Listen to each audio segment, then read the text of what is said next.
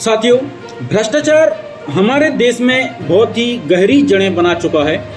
जब मैं लोगों से मिलता हूं, भ्रष्टाचार के मुद्दे पर बात करता हूं, तो उनका एक ही कहना होता है कि भैया कोई भी पार्टी भ्रष्टाचार को खत्म नहीं कर सकती। लेकिन जब मैं उनके सामने भ्रष्टाचार मुक्त देशों के नाम लेता, जैसे डेनमार्क, तो उनका कहना होता है कि भैया वो दूसरा देश है, ये अपना भारत देश है, तो यहाँ पे तो संभव नहीं है। क्योंकि जब मोदी जी 2014 में जब चुनाव का मुद्दा था उनका भ्रष्टाचार मुक्त भारत, लेकिन 2014 के पहले और आज के समय 2024 में कोई भी गिरावट नहीं आई भ्रष्टाचार के मामले में। ना तो इसे बीजेपी वाले खत्म कर सकते हैं, ना तो इसे कांग्रेस वाले नेता खत्म कर सकते। इसे खत्म कर सकते हैं तो कांग्रेस, बीजेपी और सभी पार्टियों के कार्यकर्ता मिलकर ही भ्रष्टाचार को खत्म कर सकते हैं।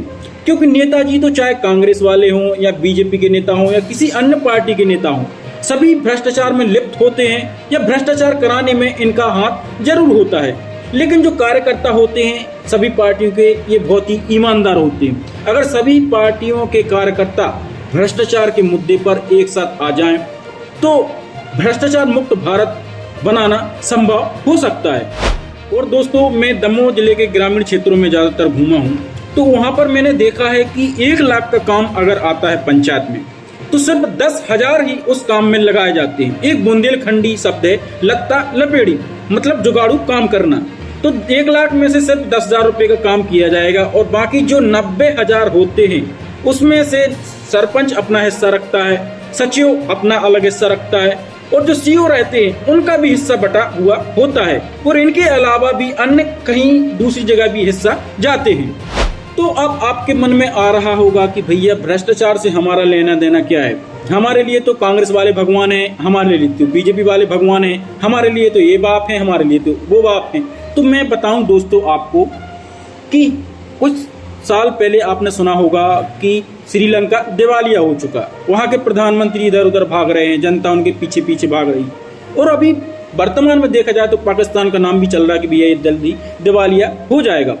क्योंकि इनके पास, सरकार के पास इतने पैसे नहीं रहेंगे कि ये भैया अधिकारियों को दे सकें या कोई योजना चला सकें। एकदम सरकार का खजाना खाली हो जाता है।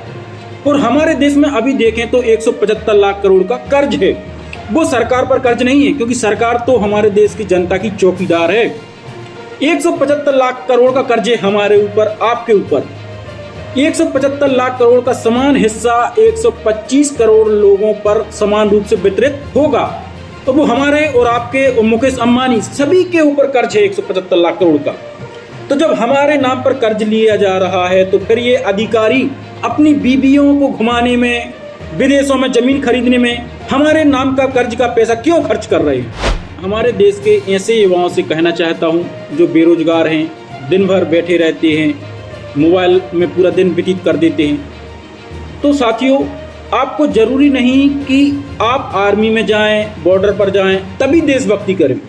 हमारे देश के अंदर जो भ्रष्टाचारी हैं, इनसे लड़कर भी आप देशभक्ति का काम कर सकते हैं।